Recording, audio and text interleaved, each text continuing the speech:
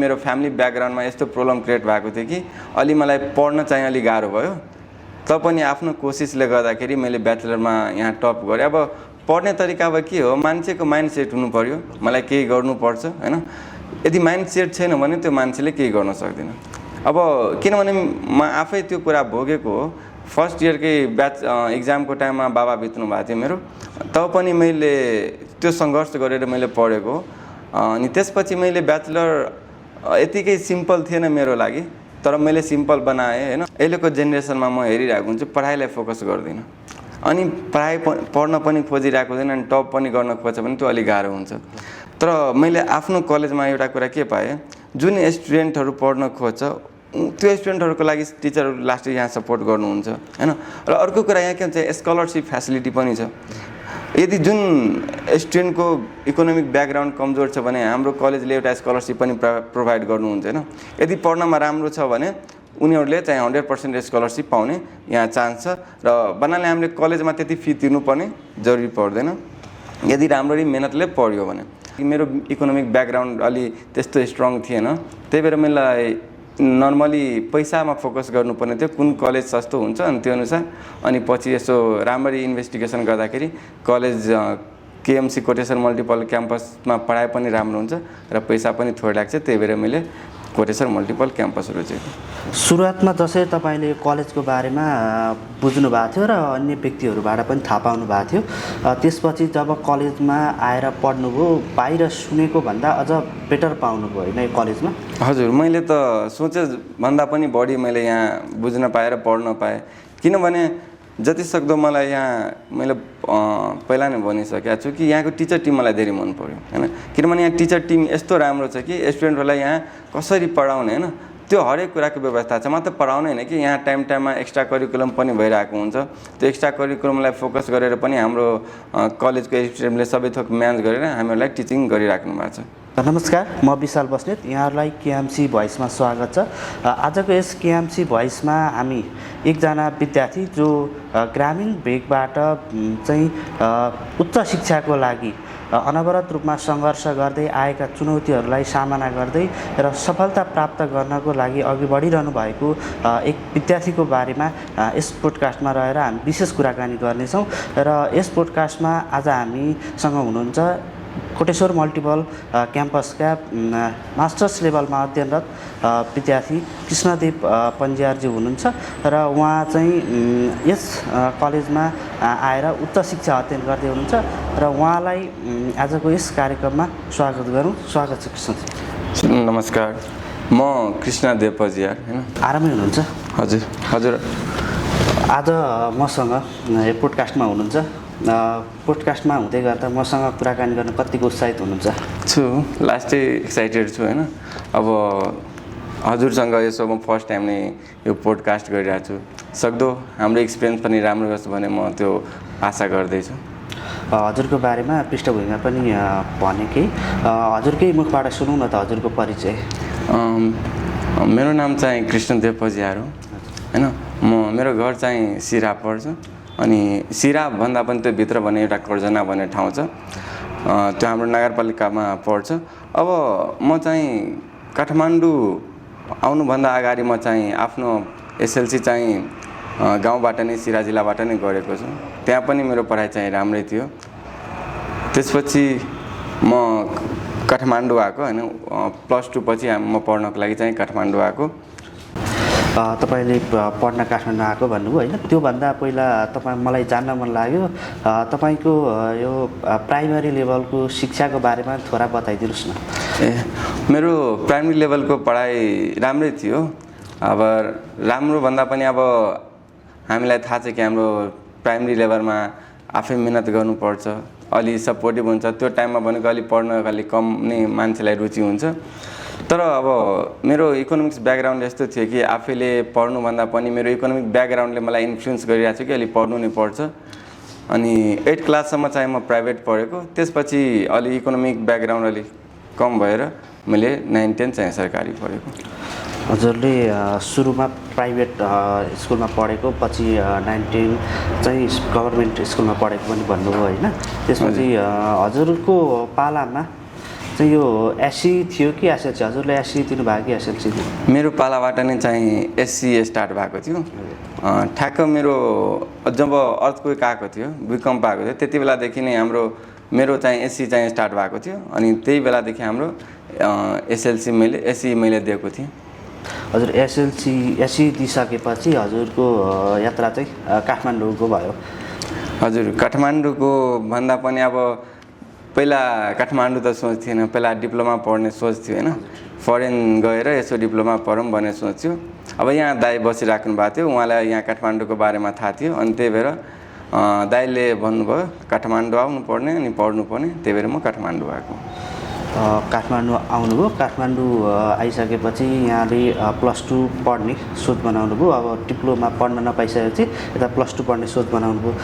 +2 पढ्नको लागि चाहिँ तपाईँले यो कोटेश्वरमा रहेको कोटेश्वर मल्टिपल कलेज चुज गर्नुभयो। यो कलेज चुज चाहिँ कसरी गर्नुभयो, कसले तपाईँलाई जानकारी दियो? अब के हुन्छ, अब दाइ यहाँ 2-3 सालदेखि बसिराख्नु भएको थियो होइन। अब खासै मलाई थाहा थिएन कुन कलेज एडमिसन गर्नुपर्ने होइन, कुन राम्रो छ राम्रो छैन भने मलाई खासै त्यति इन्फर्मेसन थाहा थिएन। दाइले मलाई गाइडेन्स गर्नुभयो कि हाम्रो नजिकै छ एउटा महादेव स्थाननिर, अनि त्योमा राम्रो पढाइ हुन्छ। जुन कलेजको नाम थियो कोटेश्वर बहुमुखी क्याम्पस। अनि त्यसपछि यसो कलेजको बारेमा थाहा पाउँदाखेरि त्यहाँको एडमिनिस्ट्रेटिभले भन्नुभयो कि हाम्रो पढाइ यहाँ राम्रो हुन्छ, सबै थोक हाम्रो व्यवस्थित छ, पैसा पनि थोरै लाग्छ। अनि यसो राम्रो बुझ्दै जाँदाखेरि अनि अरू मान्छेहरूसँग पनि यसो सोद्धाखेरि थाहा पाएँ कि यो कलेज राम्रो रहेछ होइन, यहाँको रिजल्ट पनि राम्रो आउँदै रहेछ र यहाँ पैसा पनि थोरै लाग्छ। त्यो किनभने हामीलाई थाहा छ कि मेरो इकोनोमिक ब्याकग्राउन्ड अलि त्यस्तो स्ट्रङ थिएन, त्यही भएर मलाई नर्मली पैसामा फोकस गर्नुपर्ने थियो, कुन कलेज सस्तो हुन्छ अनि त्यो अनुसार। अनि पछि यसो राम्ररी इन्भेस्टिगेसन गर्दाखेरि कलेज केएमसी कोटेश्वर मल्टिपल क्याम्पसमा पढाइ पनि राम्रो हुन्छ र पैसा पनि थोरै लाग्छ, त्यही भएर मैले कोटेश्वर मल्टिपल क्याम्पस रोजेको। कोटेश्वर मल्टिपल क्याम्पस हजुरले चुज गरिसकेपछि हजुरले आफ्नो +2 यात्रा चाहिँ म्यानेजमेन्टबाट सुरु गर्नुभयो। हजुरलाई यो म्यानेजमेन्ट चाहिँ कसरी चुज गर्नुभयो, किन चुज गर्नुभयो? अब यस्तो हो, अब मलाई पहिलादेखि नै थाहा थियो म हायर लेभल पढ्दाखेरि अब आफै सेल्फ डिपेन्ड भएर नै पढ्नुपर्छ होइन। पछि के थाहा मलाई जब गर्नुपर्छ भने अब त्यसको लागि मैले म्यानेजमेन्ट सिलेक्सन, किनभने अब साइन्समा जाँदाखेरि त हामीलाई अहिले जब गर्न अलिक गाह्रो हुन्छ, त्यही भएर अलि सोचेको म्यानेजमेन्ट पढेपछि यसो पार्ट टाइम जब गरेर पनि यसै राम्ररी पढ्न सक्छु कि भनेर त्यो आशमा मैले म्यानेजमेन्ट सिलेक्ट गरेको केएमसी कलेजमा। र +2मा यहाँ पढ्नुभयो, त्यसपछि +2 पछि पनि यहाँले ब्याचलर पनि यही कलेजमा सुरु गर्नुभयो? हजुर, किनभने म +2मा राम्रै पढेको थिएँ, स्कलरसिप पनि पाएको। अनि त्योसँगै फेरि सरहरूले पनि गाइडेन्स गर्नुभयो अनि भन्नुभयो ब्याचलर यहीँ पढ्दा राम्रो हुन्छ। अनि मलाई पनि राम्रो इन्भाइरोमेन्ट मैले हेर्दाखेरि यहाँ अलि एजुकेटेड टिचरहरू पनि हुन्छ, अरू प्राइभेटमा भन्दा पनि मैले यहाँ के हेरेको यहाँ टिचरहरूको टिम अलि राम्रो छ होइन। टिचरहरूले सिकाउने तरिका, टिचिङ गर्ने जुन स्टाइल छ त्यो मलाई अलि मन पर्यो। अनि मैले त्यो अनुसार मैले सोचेँ कि होइन अब ब्याचलर पनि मलाई कोटेश्वर मल्टिपल क्याम्पसमै पढ्नुपर्छ। सुरुवातमा जसरी तपाईँले कलेजको बारेमा बुझ्नु भएको थियो र अन्य व्यक्तिहरूबाट पनि थाहा पाउनु भएको थियो, त्यसपछि जब कलेजमा आएर पढ्नुभयो बाहिर सुनेको भन्दा अझ बेटर पाउनुभयो होइन यो कलेजमा? हजुर, मैले त सोचे भन्दा पनि बढी मैले यहाँ बुझ्न पाएँ र पढ्न पाएँ। किनभने जति सक्दो मलाई यहाँ मैले पहिला नै भनिसकेको छु कि यहाँको टिचर टिम मलाई धेरै मन पर्यो होइन। किनभने यहाँ टिचर टिम यस्तो राम्रो छ कि स्टुडेन्टहरूलाई यहाँ कसरी पढाउने होइन त्यो हरेक कुराको व्यवस्था छ। मात्र पढाउने होइन कि यहाँ टाइम टाइममा एक्स्ट्रा करिकुलम पनि भइरहेको हुन्छ। त्यो एक्स्ट्रा करिकुलमलाई फोकस गरेर पनि हाम्रो कलेजको स्टुडेन्टले सबै थोक म्यानेज गरेर हामीहरूलाई टिचिङ गरिराख्नु भएको छ। भनेपछि यहाँको शैक्षिक वातावरण, यहाँको शिक्षण सिकाइ राम्रो छ? मलाई त राम्रो लाग्यो मेरो। त्यसपछि ब्याचलर पनि यहाँले यहीँ कम्प्लिट गर्नुभयो होइन। ब्याचलरमा चाहिँ कलेज टपर भनेर पनि यहाँले भन्नुभएको थियो होइन। र कलेज टपर हुनको लागि अथवा तपाईँको पढ्ने तरिका चाहिँ कस्तो थियो यस बारेमा थोरै जानकारी गर्नु? अब यस्तो हो, म अब ब्याचलरमा आए कसरी आएन त्यो बिस्तारै बिस्तारै भनेर कलेज टपर कसरी भए त्यो कुरा हजुरलाई म पुष्टि गर्छु होइन। अब म यहाँ ब्याचलरमा आउँदाखेरि हामीलाई थाहा छ ब्याचलरमा फर्स्ट इयर हुँदाखेरि कोरोनाको टाइम थियो। त्यति बेला हामी फर्स्ट इयर चाहिँ अनलाइनबाट नै क्लास गरेको। अनि खास चाहिँ मेरो अलि इकोनोमिक भन्दा पनि मेरो फ्यामिली ब्याकग्राउन्डमा यस्तो प्रब्लम क्रिएट भएको थियो कि अलि मलाई पढ्न चाहिँ अलि गाह्रो भयो। तपनि आफ्नो कोसिसले गर्दाखेरि मैले ब्याचलरमा यहाँ टप गरेँ। अब पढ्ने तरिका अब के हो, मान्छेको माइन्ड सेट हुनु पर्यो, मलाई केही गर्नुपर्छ हैन। यदि माइन्ड सेट छैन भने त्यो मान्छेले केही गर्न सक्दैन। अब किनभने म आफै त्यो कुरा भोगेको हो। फर्स्ट इयरकै ब्याच इक्जामको टाइममा बाबा बित्नु भएको थियो मेरो, तब पनि मैले त्यो सङ्घर्ष गरेर मैले पढेको। अनि त्यसपछि मैले ब्याचलर यतिकै सिम्पल थिएन मेरो लागि, तर मैले सिम्पल बनाएँ हैन, जब गरेँ हैन। यस्तो स्थिति थियो कि मलाई यहाँ काठमाडौँमा बस्न पनि गाह्रो भइरहेको थियो, एक रुपैयाँ पनि थिएन। त्यसपछि मैले बिस्तारै काम खोजेँ हैन, होटलमा काम गरेँ। अनि मैले बुझिसकेँ होटलमा काम गर्दाखेरि अहिले मलाई गाह्रो हुन्छ भन्नाले मैले बिस्तारै बिस्तारै ब्याचलरमा पढ्दा पनि आफ्नै साथीहरूलाई पनि ब्याचलरलाई पढाउन थालेँ। अनि त्यहाँबाट मेरो टिचिङ स्टार्ट भयो। अनि त्यहाँबाट बिस्तारै बिस्तारै मैले आफ्नो पढाइ म्याच गरेँ। र पढ्नको लागि टप गर्नको लागि भन्नाले हामीले 24 आवर पढ्नुपर्छ भने त्यो जरुरी छैन। माइन्ड सेट हुनु पर्यो र पढाइमा अलिक कन्सिस्टेन्सी हुनु पर्यो। यदि पढाइमा कन्सिस्टेन्सी छ भने जुन व्यक्ति, यदि जुन स्टुडेन्ट कमजोर छ, लास्टै कमजोर भए पनि त्यो स्टुडेन्ट राम्रो टप गर्न सक्छ यदि त्यस पढाइमा कन्सिस्टेन्सी छ भने। र फोकस हुनु पर्यो। माइन्ड डाइभर्ट भयो भने फेरि केही गर्न सक्दैन। माइन्डमा एउटा टार्गेट फिक्स हुनु पर्यो, मलाई केही गर्नु छ। अनि जुन स्टुडेन्ट पनि टप गर्न सक्छ, म मात्र हैन, जो पनि गर्न सक्छ। भनेपछि एउटा लक्ष्यका साथ अघि बढ्यो भने र पढ्यो भने टपर गर्न सकिन्छ, राम्रो रिजल्ट ल्याउन सकिन्छ, मजाले सकिन्छ। यहाँले भन्नुभयो कि ब्याचलर पढ्दै गर्दा असहज थियो, धेरै अलिक गाह्रो अवस्था हुँदा पनि मैले त्यसलाई सजिलो तरिकाले बिताएँ भन्नुभयो होइन। र अहिले चाहिँ कस्तो छ भने यो बाहिरबाट यहाँ पढ्न आउने विद्यार्थीहरूको लागि चाहिँ होइन, अब परिवारको साथ छोडेर आउनु पर्यो होइन। यहाँ आउँदाखेरि अब धेरै शारीरिक, आर्थिक होइन, मानसिक पीडाहरू हुन्छ।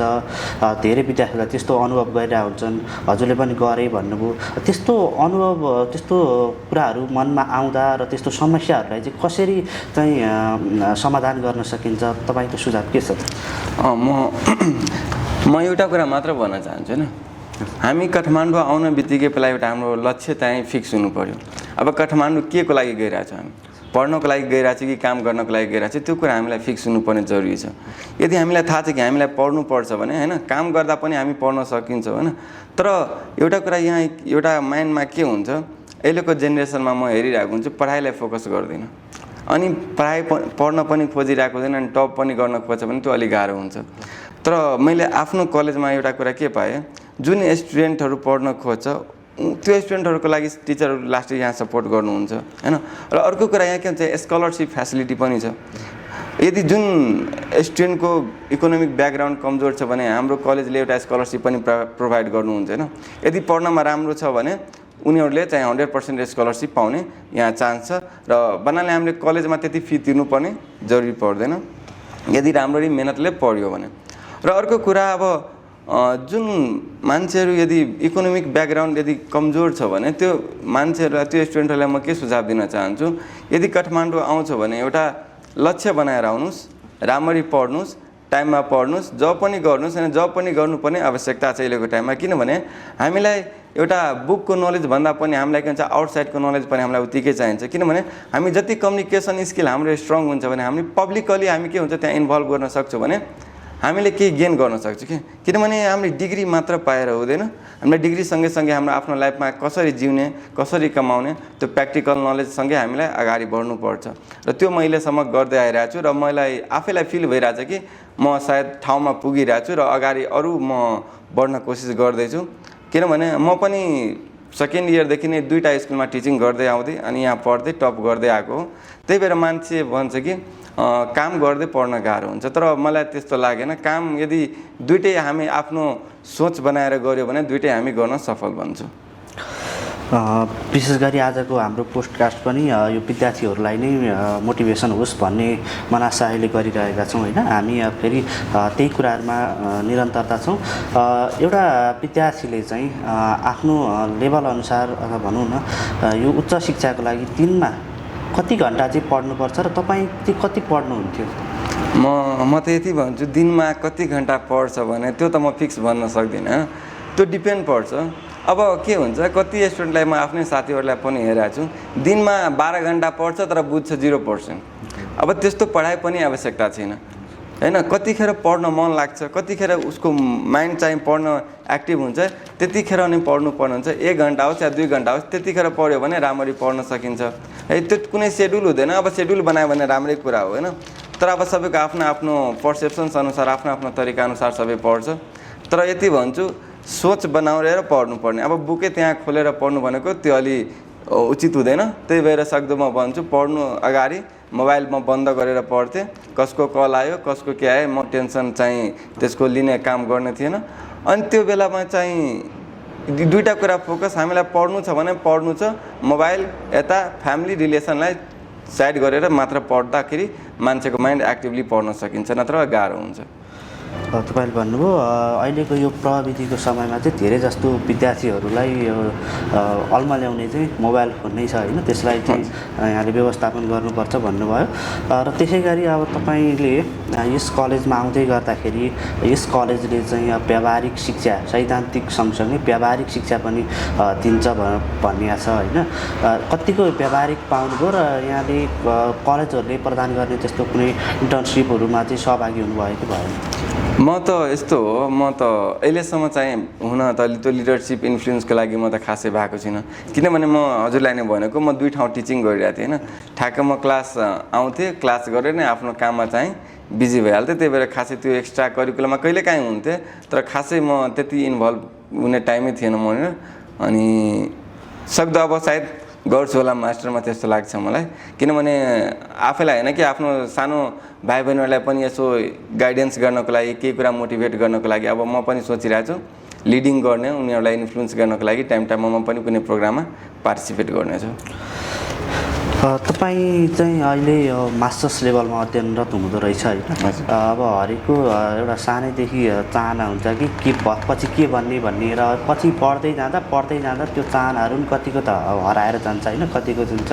र तपाईँको त्यस्तो चाहना के थियो र त्यो चाहना अनुसार अहिले कतिको सफल हुँदै हुनुहुन्छ? अब यस्तो भन्नुपर्ने होइन, ड्रिम सबैको हुन्छ होइन, सोच सबैले बनाएको हुन्छ। तर के हुन्छ कुनै कुनै बेला यस्तो परिस्थिति आइदिन्छ एउटा कुरा रोज्नुपर्छ, या कि ड्रिम या कि पैसा होइन। अब दुइटै रोज्यो भने अब हामीलाई गाह्रो हुन्छ होइन। किनभने अब हामी ड्रिमतिर अब कसैलाई सिङ्गिङमा इन्ट्रेस्ट हुन्छ, कसैलाई डान्सिङमा इन्ट्रेस्ट हुन्छ भने त्यो मान्छेहरू अलिक पढाइमा अलिक बढी फोकस गर्दैन होइन। अब दुइटै खोज्यो भने, अब दुइटैमा ब्यालेन्स गर्न खोज्यो भने पनि गर्न सकिन्छ। अब मैले के हो, मेरो ड्रिम त चाहिँ पहिला अलिअलि सिङ्गिङ पनि थियो होइन। बिस्तारै काठमाडौँ आउँदाखेरि त अब टिचिङ र एजुकेसनमा लागिसकेँ म। अब पछि अब ड्रिम भन्नाले मेरो त्यही हो, आफ्नै केही गर्ने, सोसल सर्भिस गर्ने हो र एउटा ठुलो बिजनेसम्यान बन्ने हो। र टिचिङ भनेको त मेरो पार्ट टाइम डेली टिचिङ हुन्छ लाइफ टाइम। यहाँ कुराकानी क्रममा यहाँले गीत गाउने पनि भन्नुभयो। यहाँले त्यो कुरा चाहिँ अब तपाईँको चाहना त थियो, तर किन भने छोड्नु भयो? र यो कलेजमा पनि अहिले धेरै विद्यार्थीहरू चाहिँ गीत गाइरहनु भएको छ होइन। त्यतिखेर तपाईँले त्यो अवसर थिएन या होइन अब म गाउँदिनँ भनेर तपाईँले छोड्नु भयो? होइन, अब यस्तो हो, गाउन त अब मैले त खासै छोडिसकेको छु होइन। पहिला बिलो 10 क्लास हुँदाखेरि अब एउटा जुनुन थियो कि सिङ्गिङ गर्ने। अब यस्तो हो, अब स्थिति नै यस्तै भयो कि अब आफ्नो ड्रिम भन्दा पनि पढाइ र पैसालाई फोकस गर्न थाल्यो। अनि आफ्नो ड्रिम अलिक बिस्तारै पछाडि जान थाल्यो। अब सिङ्गिङ भन्दा पनि नगर्ने होइन। अब यतिकै रुममा एक्लै बस्दाखेरि त त्यही हो, खाना बनाउँदै गाउने टाइपको त्यस्तो इन्ट्रेस्ट हो नर्मल। अब तैँले फोकस भनेको त्यो पैसा कमाउनु। किनभने हामीलाई थाहा छ केटा मान्छे भनेको पैसा कमाउनु पर्छ, नत्र रिलेसनले कसैले पनि हामीलाई भ्यालु गर्दैन। किनभने त्यो कुरा मैले जब म सेकेन्ड इयरमा हुँदाखेरि जब कुनै रिलेसन्सले मलाई सपोर्ट गरेको थिएन त्यति बेला मलाई थाहा छ। किनभने त्यो स्थितिमा मैले 3-4 दिन भोकै बसेको छु काठमाडौँमा, न रुम थियो, न खाना थियो, न बस्ने थियो होइन। त्यो स्थितिमा मैले भोगेको कुरा त्यो मलाई थाहा छैन। अब त्यही भएर म भन्छु होइन, लाइफमा केही गर्नु छ भने एक्लै गर्नुपर्ने हो। त्यो टाइममा रिलेसन्सले जुन टाइम आउँछ नि, त्यो गाह्रो टाइम परेको बेला कुनै रिलेसन्सले साथ दिन। तपाईँले चाहिँ यो अब यो अहिले मास्टर्स लेभल पढिरहँदा अहिले धेरै विद्यार्थीहरू चाहिँ के छ नि, उच्च शिक्षा पढ्नको लागि गाउँबाट यो सहरहरू आउनु भएको छ र उहाँहरू अहिले पढिरहनु भएको छ होइन। अब कति चाहिँ पढाइमा फोकस पनि गरिरहनु भएको छ, तर कतिपय चाहिँ अलिकति पढाइभन्दा पनि रमाइलोतिर फोकस गर्ने, अलिकति कुलततिर पनि लाग्ने धेरै विद्यार्थीहरू यहाँ देखिरहेको छ। र त्यस्तो विद्यार्थीहरूलाई चाहिँ तपाईँ के सल्लाह र सुझाव दिन चाहनुहुन्छ? म एउटा कुरा भन्छु होइन, सबभन्दा पहिला होइन यहाँ पढाइ बिगारेर बाहिर बङ्क हान्ने होइन कलेजबाट बाहिर जानुभन्दा पनि एकपल्ट आफ्नो आमा बुवाको फेस हेर्नु प्लिज म रिक्वेस्ट गर्छु होइन किनभने आमा बुवाले यति मेहनत गरेर काम गरेर आफ्नो पसिना होइन यो मेहनत गरेर यसरी पैसा कलेक्सन गरेर सबैलाई पठाउँछ यसो सहरमा किनभने हामीलाई थाहा छ काठमाडौँमा यतिकै होइन कि बस्न खान पनि यहाँ धेरै खर्च हुन्छ आमा बुवाले त्यति मेहनत गरेर पैसा कमाएको हुन्छ अनि यहाँ छोराछोरी भनेको पैसा यतिकै वेस्ट गरिरहेको हुन्छ सक्दो म रिक्वेस्ट गर्छु होइन ठिक छ इन्जोय ठिक छ होइन तर सक्दो इन्जोय सँगसँगै हामीलाई पढाइलाई पनि उत्तिकै ब्यालेन्स गर्नुपर्ने हुन्छ है र म यति भन्छु पैसा वेस्ट गर्नु छ भने एकपल्ट आमा बुवालाई काम गरेको ठाउँमा गएर यसो हेर्नुहोस् किनभने म आफै काम गरेको मलाई थाहा छ कि पैसाको भ्यालु भने के हुन्छ होइन पैसा एक रुपैयाँ पनि वेस्ट कुरामा खर्च गर्यो भने कस्तो दुःख लाग्छ भने त्यो कुरा मैले भोगिसकेको छु त्यही भएर म सक्दो भन्छु सबैलाई रिक्वेस्ट गर्छु होइन पढाइ भनेको राम्ररी पढ्नु होइन आमा बुवाको नाम चाहिँ अगाडि बढाउनु आफू पनि बढाउनु र एउटा ठाउँमा पुगेपछि जति आमा बुवा खुसी हुनुहुन्छ नि त्योभन्दा बढी कोही खुसी हुँदैन कि त्यही भएर म भन्छु हजुर जति राम्रो गर्नुहुन्छ एउटा लाइफमा एउटा एम र अब्जेक्टिभ यस्तो बनाउनु कि आमा बुवालाई खुसी राख्नु के किनभने दुनियाँमा आमा बुवा भन्दा अरू कोही ठुलो हुन सक्दैन आमा बुवालाई खुसी राख्नु आमा बुवालाई सक्दो ठाउँमा लग्नु आफै एक्लै नघुम्दा पनि आमा बुवालाई ठाउँमा लगेर पनि घुमाउनु अनि त्यति बेला हेर्नु आमा बुवाको आँखामा जुन आँसु आउँछ नि त्यो आँसु भनेको हाँसु जुन मान्छे भित्रबाट हाँसेको हुन्छ नि त्यो आँसु हुन्छ क्या त्यही भएर सक्दो भन्छु राम्ररी पढ्नु अगाडि बढ्नु ठुलो मान्छे बन्नु सँगसँगै आमा बुवालाई पनि साथमा राख्नु हजुर अहिले अध्ययनको सँगसँगै टिचिङ पेसा पनि गर्दै हुनुहुन्छ भन्नुभयो होइन हजुर टिचिङ चाहिँ हजुरले 2 ठाउँ गर्छु भन्नुभएको थियो हजुर कहाँ टिचिङ गर्दै हुनुहुन्छ म गठाघरमै 2 ठाउँमा गर्छु अनि टाइममा म इन्स्टिट्युटमा ब्याचलरलाई पनि पढाउने गर्छु सिजन अनुसार अब टाइम भ्या भने गर्ने हो नत्र त्यही हो दुइटै तर दुइटामा मेरो कम्पलसरी हो 9, 10 एकाउन्टै पढाउँछु भनेको यता प्राइभेट स्कुलमा पढाउनु हजुर प्राइभेट स्कुलमा 9 र 10 मा पढाउनुहुन्छ कुन सब्जेक्ट पढाउनुहुन्छ अकाउन्ट पढाउनुहुन्छ है हामीलाई अमूल्य समय दिनुभयो तपाईँको व्यस्त समयको बावजुद पनि यहाँ आएर हामीलाई एउटा कुराकानी गर्ने अवसर दिनुभयो त्यसको लागि धन्यवाद तपाईँलाई पनि धन्यवाद मलाई यसो पोडकास्टमा बोलाउनु भयो होइन यसो मेरो मनको फिलिङहरू बुझ्नुभयो मेरो मनको इच्छाहरू केही थियो भावनाहरू थियो मैले यहाँ पोखेँ होइन त्यसको लागि हजुरलाई पनि धन्यवाद कि मलाई हजुरले पोडकास्टमा बोलाउनु भयो